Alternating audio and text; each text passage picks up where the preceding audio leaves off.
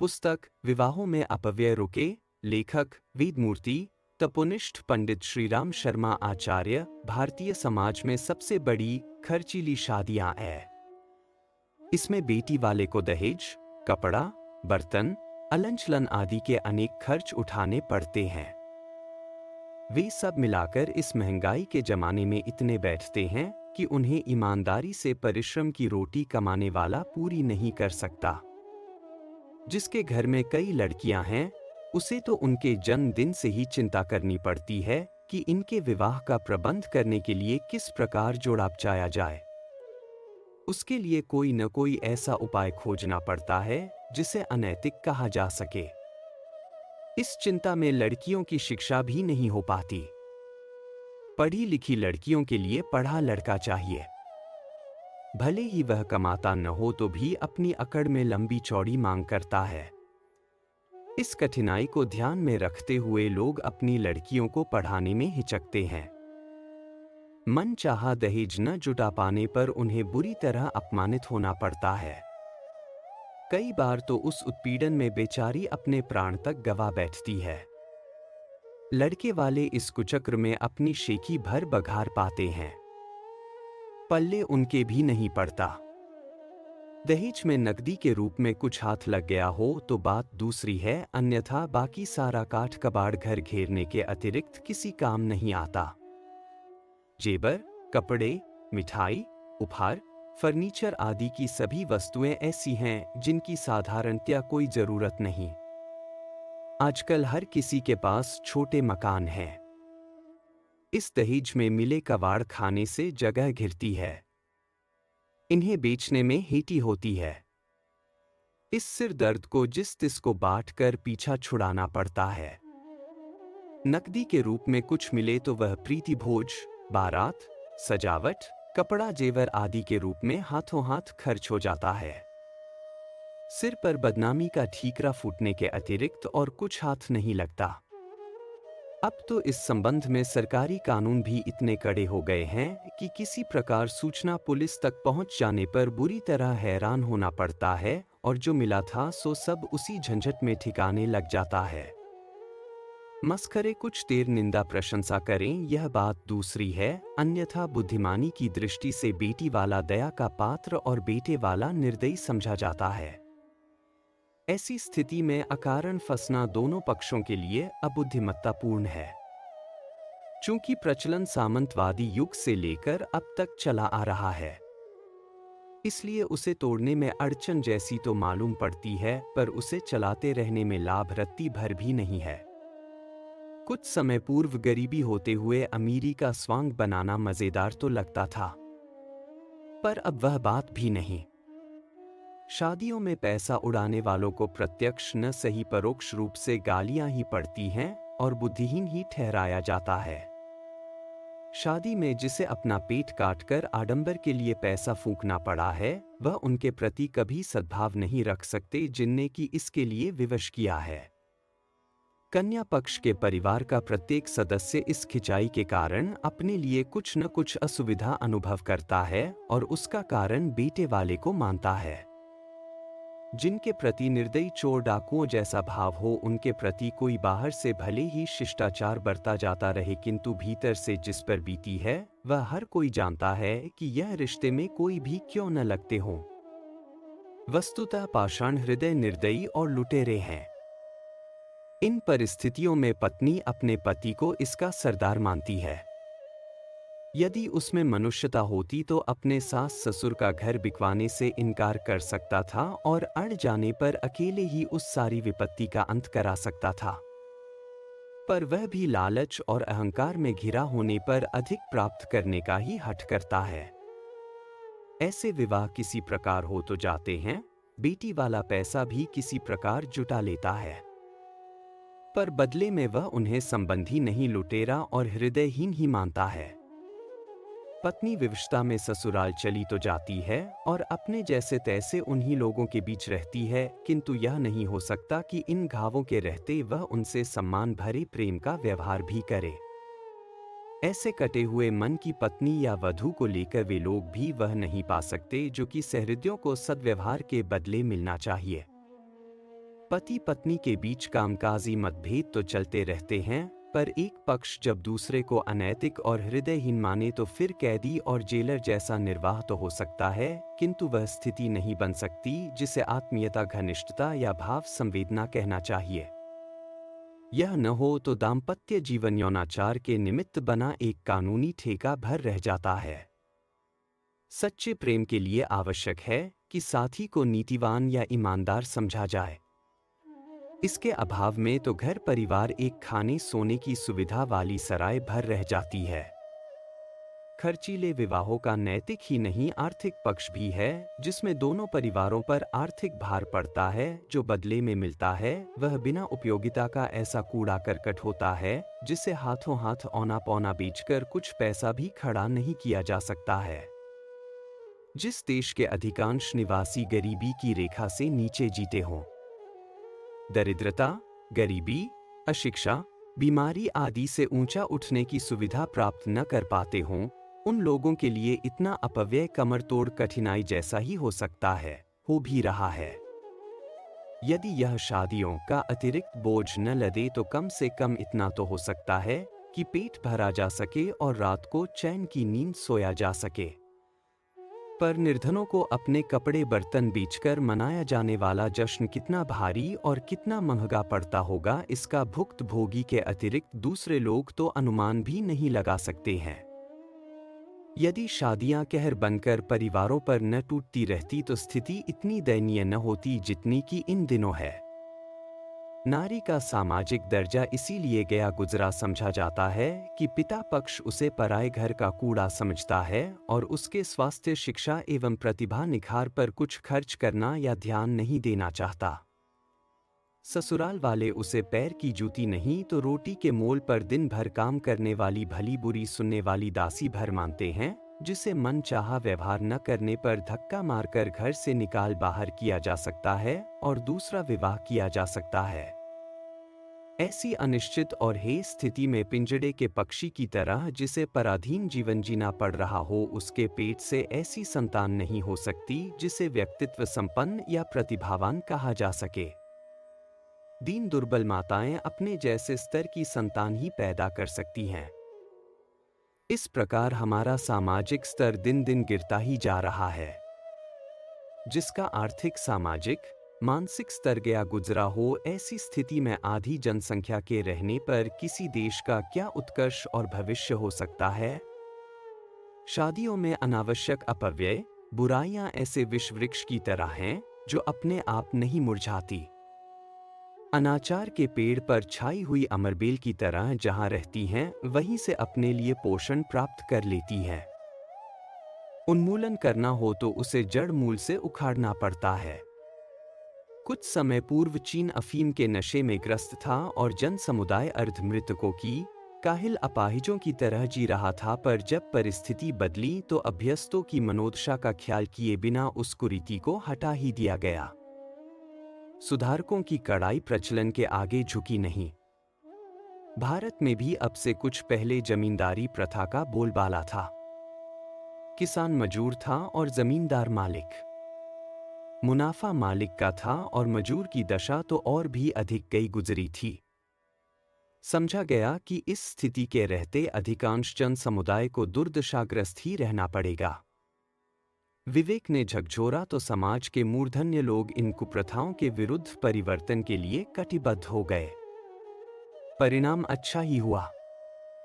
किसान अपने खेत के मालिक बने और स्थिति में उत्साहवर्धक परिवर्तन हुआ।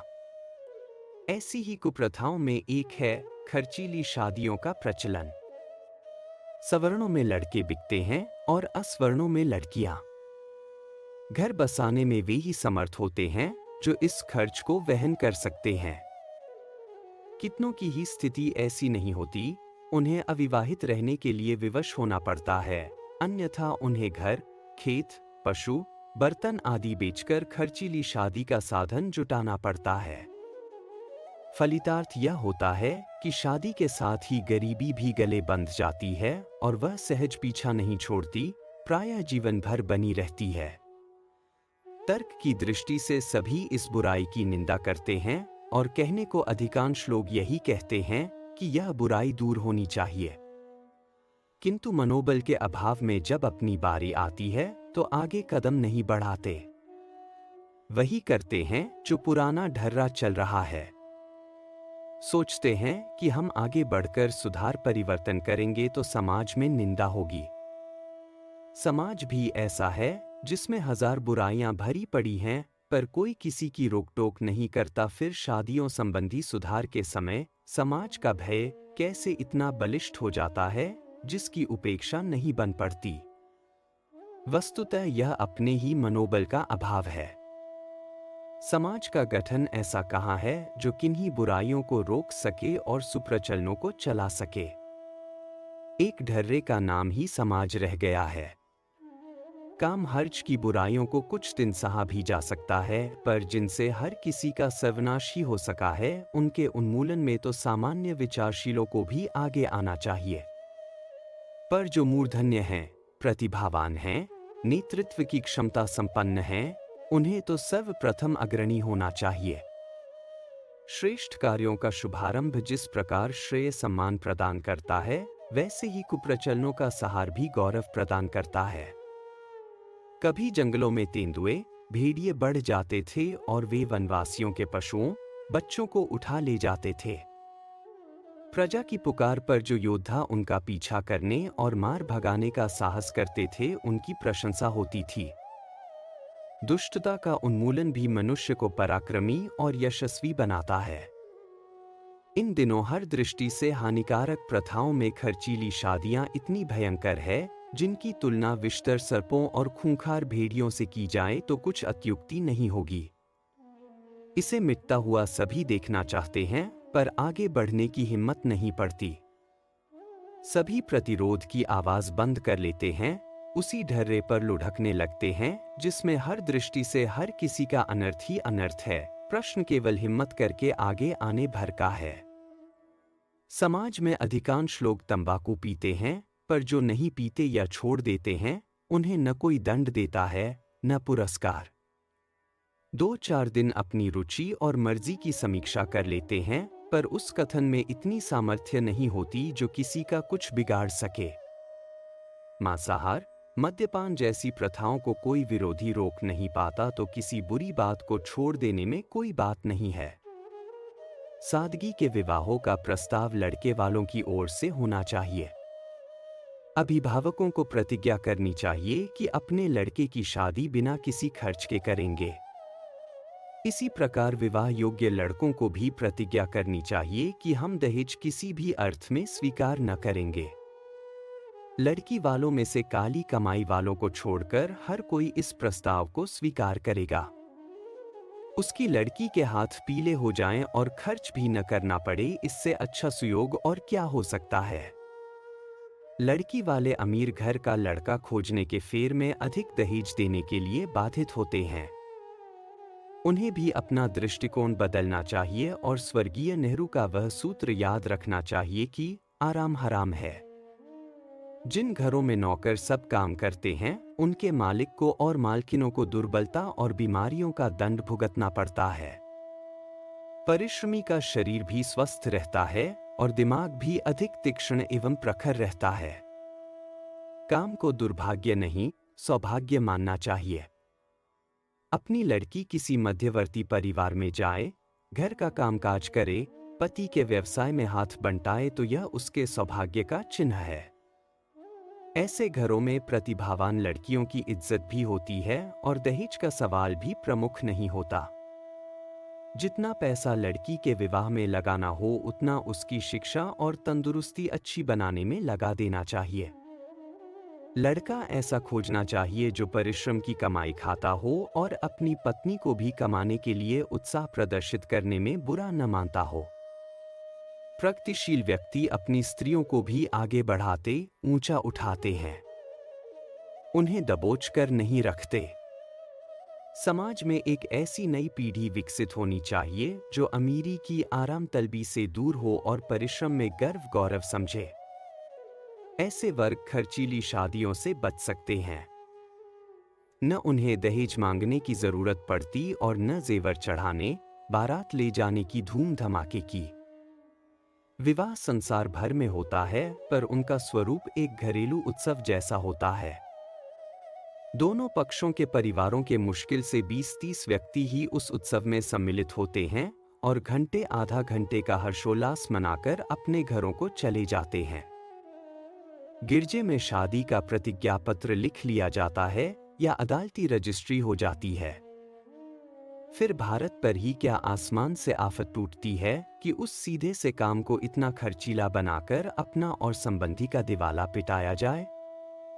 विचारशील लोग अपने लड़के लड़कियों की शादियां बिना धूमधाम के नितांत सादगी के साथ करने लगें तो वह प्रचलन भी आसानी से चल पड़ेगा। बड़ों की देखा देखी छोटों द्वारा नकल किए जाने की भेड़ चाल ने ही खर्चीली शादियों का प्रचलन चलाया है। यदि वह प्रभावशाली वर्ग इस संदर्भ में सादगी अपनाने लगे तो उसी प्रकार की प्रथा चल पड़ने में भी देर न लगेगी। कम खर्चीले विवाह नहीं हो सकते क्या? दहेज विवाह की मूल और भयंकर समस्या है। उससे जनता का बड़ा उत्पीड़न हुआ। उसे मिटना ही चाहिए। किंतु केवल दहेज ही मिटने से यूं काम नहीं चलेगा, क्योंकि विवाहों में होने वाले दूसरे खर्च भी कुल मिलाकर दहेज के बराबर ही जा पहुंचते हैं। जिस विवाह में 5,000 दहेज लिया जाता है, उसमें अन्य खर्चे भी 5,000 से कम नहीं होते। एक दावत तो तभी देनी पड़ती है जब तिलक होता है। वह भी चौथाई विवाह की ही तरह होता है। उसके बाद कपड़े और जेवर पर धन की फूंक होती है। फिर लंबी बारात का खर्च, उसे खिलाने पिलाने, चाय नाश्ते का खर्च उतना ही बैठता है जितना जेवर कपड़े पर खर्च होता है। फिर आतिशबाजी, स्वांग, तमाशे होने भी अनिवार्य हैं। बाजे गाजे न हो तो बारात की बात कैसे बने? मुहूर्तों के चक्कर में तो वे और भी महंगे पड़ते हैं। नेग निष्ठौन में दिया जाने वाला धन भी कम नहीं होता।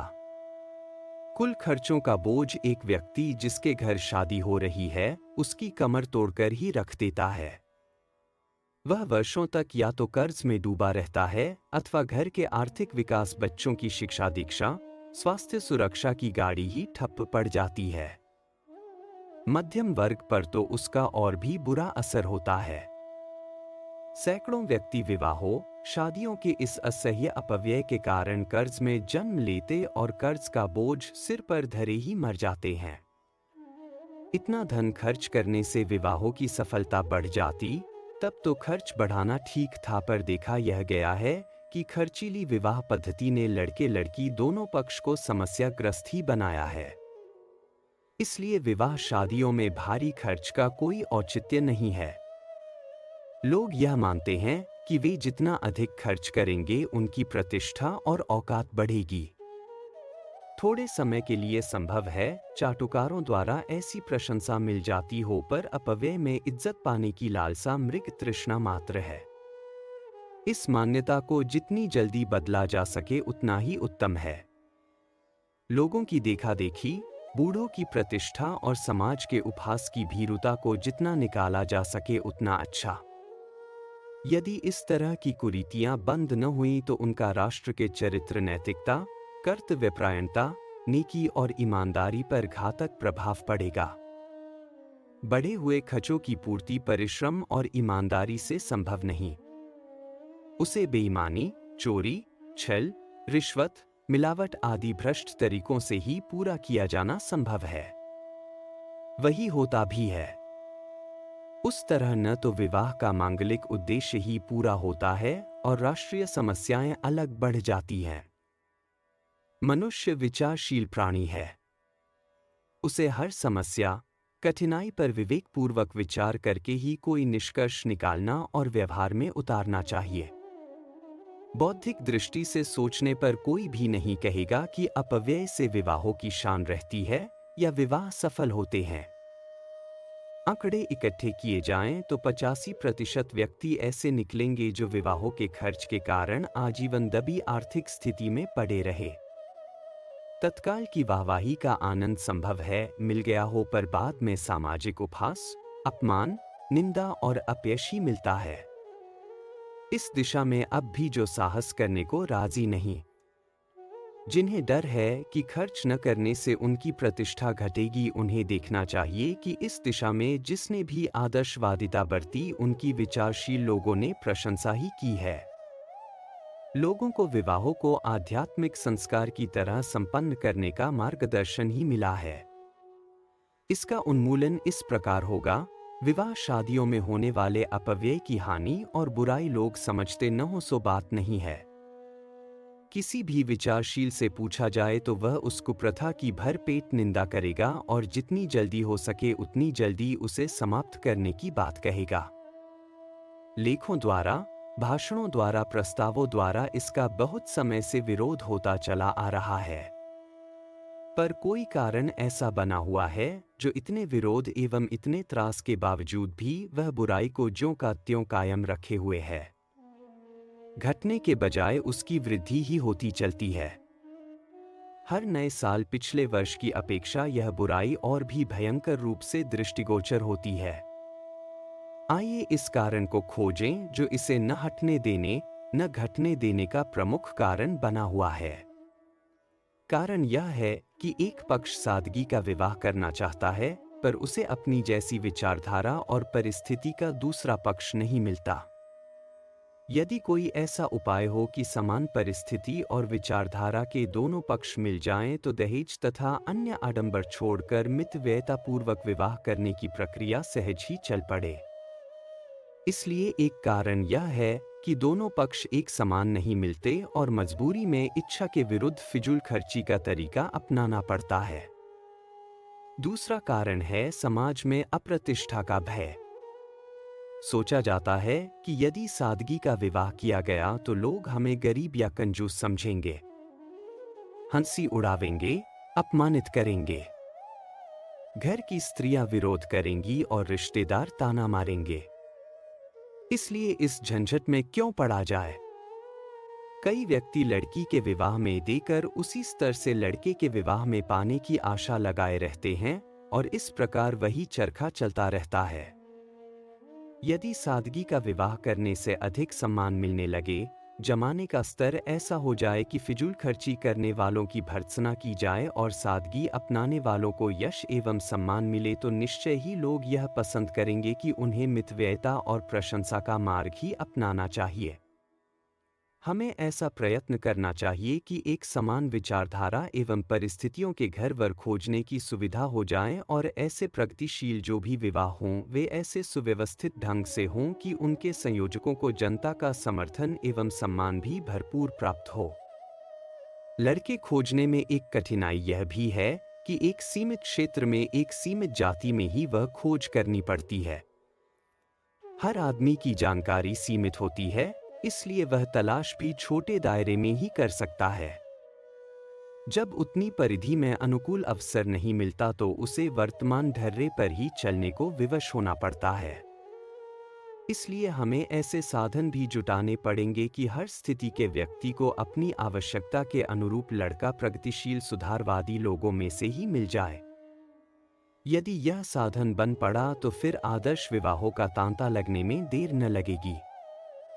आमतौर से हमारे समाज में अपनी उपजातियों में ही विवाह करने की प्रथा थी। उस दायरे से बाहर रोटी बेटी व्यवहार करना ही माना जाता है। उपजातियों के सीमित दायरे में अच्छे लड़के खोजना काफी कठिन पड़ता है। जहां अच्छे घर वर होते हैं वहां नीलाम बोली इतनी ऊंची हो जाती है कि उस खरीद में सफल होना हर लड़की वाले का काम नहीं होता। जो बड़े सो पावे की नीति जहां अपना ली गई है वहां तो अमीर ही बाजी मार सकते हैं। यदि उपजातियों का दायरा बड़ा होकर उस पूरी जाति तक बढ़ सका होता तो लड़के खोजने की समस्या का आधा हल अपने आप हो जाता। ब्राह्मण, क्षत्रिय, वैश्य, शूद्र यह चार ही जातियां ब्रह्म आजी ने बनाई थीं। वेद शास्त्रों में इन चार का ही वर्णन आता है। उपजातियां तो उनके निवास स्थान को लेकर बन गई। मालवा में रहने वाले मालवीय, कन्नौज के आसपास रहने वाले कन्नौजिया, कान्यकुब्ज, सरयू किनारे रहने वाले सरयू पारीन, मिथिला प्रांत में रहने वाले मैथिल कहलाए। इसी प्रकार अन्य कारणों को लेकर एक ही जाति की अनेक उपजातियां बन गईं, इससे इनके वंश या मूल रूप में क्यों अंतर आना चाहिए? उपजातियों का भेद छोड़कर यदि एक वर्ण के लोग अपने वर्ण में विवाह करने लगें तो इसमें किसी रूढ़ि का उल्लंघन भले ही होता हो, धर्म और शास्त्र के अनुसार इसमें कुछ भी अनुचित नहीं है। ब्राह्मण यदि अन्य ब्राह्मणों में शादी करने लगे तो इसमें क्या अधर्म होगा? इसी प्रकार यदि क्षत्रिय, वैश्य, कायस्थ, स्वर्णकार आदि अपनी पूरी जाति में विवाह शादियों का दायरा बढ़ा लें तो उन्हें अच्छे वर बहुत जल्दी खोजने में भारी सुविधा हो सकती है और उस विशाल क्षेत्र में सुधारवादी एवं प्रगतिशील ऐसे लोग भी आसानी से मिल सकते हैं जो आदर्श विवाहों के लिए खुशी खुशी तैयार हो जाएं। विवाह को दहेज, जेवर और फिजूल खर्ची से मुक्त बनाने के लिए हमें एक संघर्ष करना पड़ेगा। इस संघर्ष की पूर्ण सफलता उपजातियों के विस्तार पर ही निर्भर है, पर दोनों मोर्चों पर संघर्ष छेड़ना असामयिक होगा। इसलिए अभी प्रारंभ में इतना हो सके तो भी कम नहीं कि उपजातियों में ही प्रगतिशील लोगों को अपने विचार और परिस्थितियों के संबंध खोजने की सुविधा हो जाए। यदि यह सुविधा संभव हो सकी तो आधा मोर्चा फतह हो जाने का साधन बन जाएगा। हमने पिछले दिनों इस संबंध में काफी प्रयत्न किया है। कितने आदर्श विवाह कराए भी हैं और समय समय पर उपस्थित स्वजनों को इसकी प्रेरणा भी दी है। उन आदेशों को लोगों ने स्वीकार भी किया है, पर पता लगाने पर यही विदित हुआ है कि उन सहमति प्रकट करने वालों में से भी कोई आदर्श विवाह न कर सका। कारण यही था कि उन्हें अपने अनुरूप विचार एवं स्थिति के लोग अपनी जाति में न मिले और एक पक्षीय व्यवस्था बन नहीं सकती थी, इसलिए विवश होकर उन्हें अपना मत बदलना पड़ा। अखंड ज्योति परिवार के स्वजनों में से अधिकांश हमारी ही विचारधारा के हैं। वे खुशी खुशी आदर्श विवाह करने को तैयार हैं, पर दूसरा पक्ष भी उन्हें वैसा ही मिले तब तो बात आगे बढ़े।